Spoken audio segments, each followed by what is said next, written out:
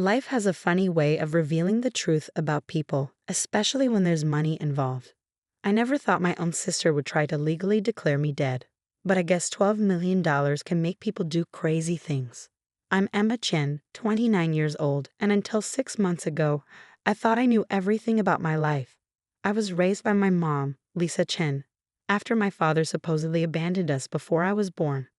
My half-sister, Rachel, came along when Mom remarried Jack Wilson when I was 4. We grew up in a modest home in Boston, and while we weren't poor, Mom always emphasized the importance of education and hard work. What none of us knew was that my biological father, David Thompson, had been searching for us for years. Mom had disappeared while pregnant with me, thinking she was protecting us from what she believed was his controlling family. The truth, as I would later learn, was far more complicated. But let me start with the day everything changed. I'd spent the last 5 years building my photography career, traveling to remote corners of the world capturing images for National Geographic and other major publications. My latest assignment took me to the Himalayan mountains, documenting traditional villages that were adapting to climate change. It was challenging work. No reliable phone service, spotty internet at best, and days of hiking between locations. Rachel had always been jealous of my glamorous career, though she never understood the countless nights I spent sleeping on frozen ground or the years of unpaid internships it took to get here. She chose a different path, working as a real estate agent and marrying Tom, a struggling day trader with expensive tastes. The last time I spoke to Mom was 3 months into my assignment. She sounded strange on our satellite phone call, emotional but trying to hide it. "Emma, honey," she said, her voice crackling through the poor connection. "There's something important I need to tell you when you get back. Something about your father." "Mom, you're breaking up," I replied, struggling to hear her through the static. "Is everything okay?" "Yes, just come home soon. I love you."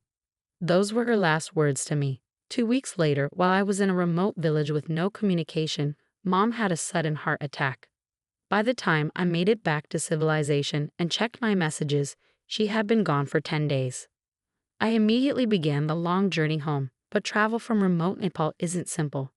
Delayed flights, missed connections, and monsoon weather stretched my return into a 3-week ordeal. What I didn't know was that Rachel had already set her plan in motion. You see, 6 months before Mom's death, she'd received a letter from a prestigious law firm. My biological father, David Thompson, had finally tracked us down. He was a federal judge now and had never stopped looking for us. More importantly, he'd recently been diagnosed with terminal cancer and wanted to make things right. He'd set up a trust fund for me, $12 million, plus properties in 3 states. Mom had been processing this information, trying to figure out how to tell me the truth about my father when she passed away. Rachel found the letter while going through Mom's papers. And that's when she saw her opportunity. While I was desperately trying to get home, Rachel was convincing everyone that I had died in a hiking accident in Nepal. She used her real estate connections to create false documentation, took advantage of the language barrier and poor communication with local authorities, and even held a memorial service with an empty casket. My poor sister, she'd sobbed to the mourners. At least she died doing what she loved. By the time I finally made it back to Boston, Rachel had already filed papers to claim the inheritance as my only surviving sibling. She even moved into one of the properties left in the trust. I'll never forget the moment I walked into my childhood home. Rachel was sitting in the living room with Tom, surrounded by papers from the law firm, when I opened the door with my key. The color drained from her face as if she'd seen a ghost, which in her mind she had. Emma," she stammered, dropping her coffee mug. It shattered on the hardwood floor Mom had been so proud of. You're supposed to be dead." I finished for her, setting down my weathered backpack. "Funny thing about that, I'm very much alive." Tom bolted from the room, nearly tripping over his own feet. Rachel's shock quickly turned to calculation. I could practically see the gears turning in her head as she tried to figure out how to spin this. "Emma, thank God." She jumped up, arms open for a hug I didn't return. "We thought there was a report from Naples. We were devastated. I've been trying to handle all the legal matters for you to protect your interests." "Really?" I pulled out my phone, showing her the emails I discovered on Mom's computer. "Is that why you told the law firm I died in a climbing accident?" Why you've been trying to claim my inheritance? I can explain, she sputtered. It's not what you think. But I wasn't interested in her explanations. I'd spent the flight home doing my research, making calls, and uncovering every detail of her scheme. What I discovered wasn't just fraud, it was a calculated plan that had started even before Mom's death. What Rachel didn't know, what none of us had known, was that I wasn't the only one who had inherited my biological father's methodical nature and attention to detail. And I was about to show my dear sister exactly what that meant. Pack your bags, I said calmly, pulling out a formal-looking document. You have 24 hours to vacate this property, and Rachel, don't bother trying to run.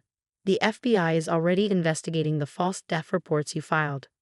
She lunged for the document in my hand, but I stepped back. You can't prove anything. It was a misunderstanding. I was trying to protect our family's interests. I smiled, thinking of the meeting I had scheduled for the next morning. Actually, I can prove everything. And you're about to learn exactly who you've been trying to steal from. What happened next would shake our family to its core, expose decades of secrets, and lead to a courtroom confrontation that nobody saw coming. But that's where the real story begins. The next morning, I walked into the federal courthouse in downtown Boston, my heart pounding but my steps steady. Rachel had spent the night calling everyone she knew, trying to find a lawyer willing to defend her misunderstanding. She'd even tried convincing our stepdad, Jack, to reason with me. Emma, please, he'd begged over the phone. Rachel made a mistake, but she's still your sister. No, Jack, I'd replied firmly. A mistake is accidentally damaging someone's car. She tried to legally declare me dead. What Rachel didn't know was that I'd already been in contact with Judge David Thompson's office. When I couldn't reach Mom during my trip, I finally opened that email I'd been avoiding. The one from the law firm explaining my father's search for me. After confirming Mom's death, I'd reached out to them. The security guard at the courthouse entrance did a double take when he checked my ID. Miss Chen, or should I say Miss Thompson, he said with a knowing smile. You look just like your father. I was directed to a private chamber where a tall, distinguished-looking man in his early 60s stood looking out the window. He turned as I entered, and I felt my breath catch. It was like looking at an older, male version of myself. We had the same sharp green eyes, the same way of tilting our heads when studying something. Emma, he breathed, taking a step forward but stopping himself. I've waited so long. Tears filled my eyes. Why didn't you find us sooner? I tried. God, I tried. He sank into a leather chair, gesturing for me to sit. Your mother.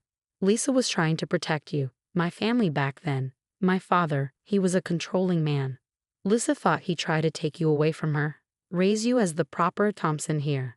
She didn't know he was dying, that things were about to change. For the next hour, he filled in the gaps of my history.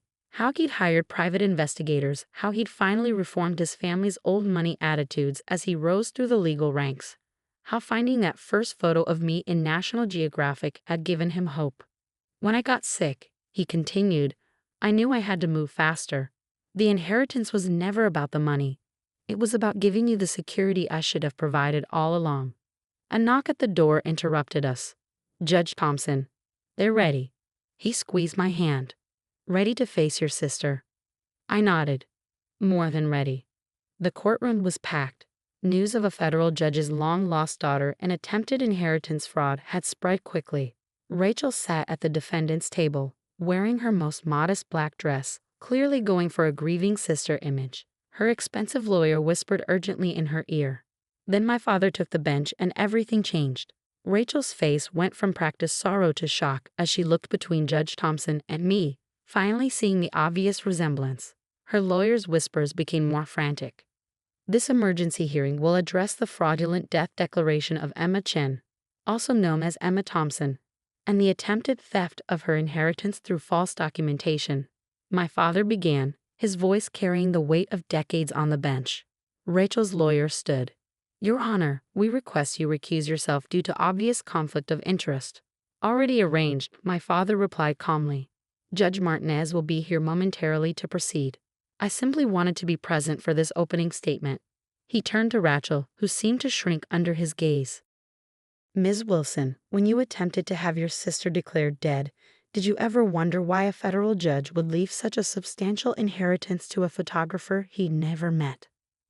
Rachel's carefully constructed facade cracked. I didn't. No, you didn't think, he continued. You saw an opportunity and took it, never questioning why I would track down your sister after 29 years. Never wondering why we have the same eyes, the same expressions. Never considering that I tried to steal from her. You were attempting to defraud a federal judge's daughter. The courtroom erupted in whispers. Rachel's lawyer looked like he wanted to disappear. Judge Martinez arrived and the real proceedings began.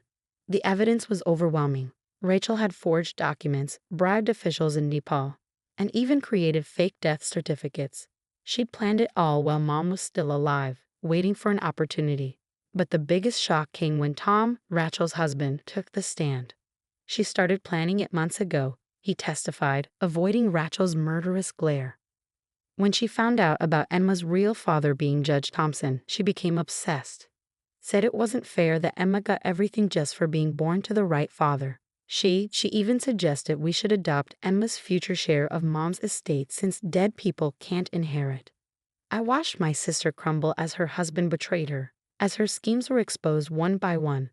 The woman who'd once been my childhood playmate, who borrowed my clothes and shared my secrets, was revealed as a stranger. The judge's verdict was swift and severe. Rachel was facing criminal charges for fraud, forgery, and filing false reports. She'd have to repay all the money she'd spent from the properties she'd illegally occupied. Her real estate license was suspended pending further investigation. But it was our stepfather's words in the hallway afterward that truly ended things. Your mother, Jack said, tears in his eyes. She wanted to tell you about Judge Thompson for years. She was so proud of you, Emma. Rachel, she knew that. She knew and still chose to do this. I can't defend her anymore. Rachel was led away in handcuffs, sobbing not from remorse, but from being caught. As she passed me, she hissed, You think you're better than me now? With your fancy real father and millions? I looked at my sister, really looked at her, and felt only pity. I was never competing with you, Rachel. You were the only one keeping score. The aftermath changed everything. Judge Thompson, Dad, and I began the slow process of building a relationship. He retired from the bench to focus on his health and making up for lost time. The treatments were working better than expected, giving us precious months to connect. I kept my photography career but established a foundation in Mom's name, providing scholarships for young photographers from underprivileged backgrounds. One of Dad's properties became a gallery showcasing their work. Rachel was sentenced to 5 years in prison for her crimes. Tom filed for divorce and cooperated with authorities in exchange for leniency. Jack visits her sometimes, but our family will never be the same. Last week, I found an old photo album in Mom's things. There was a picture of Rachel and me as kids, grinning with ice cream-covered faces, genuinely happy in each other's company. I thought about showing it to her during visiting hours, but decided against it. Some things, once broken, can't be fixed. But other things, like my newfound relationship with my father, prove that it's never too late for a new beginning. Dad and I often sit in his study, sharing stories and making up for lost time. You know, he said recently, your mother was right to be worried about my family back then. But she was wrong about one thing. Running away didn't prevent you from becoming a Thompson. You've got our spirit, our sense of justice. I smiled, thinking of the long road that led us here.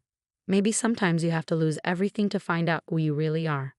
And who am I? I'm Emma Chin Thompson, daughter of a mother who protected me and a father who never stopped searching. I'm a photographer who captures truth through my lens and a woman who learned that real family isn't about blood or money, it's about choice.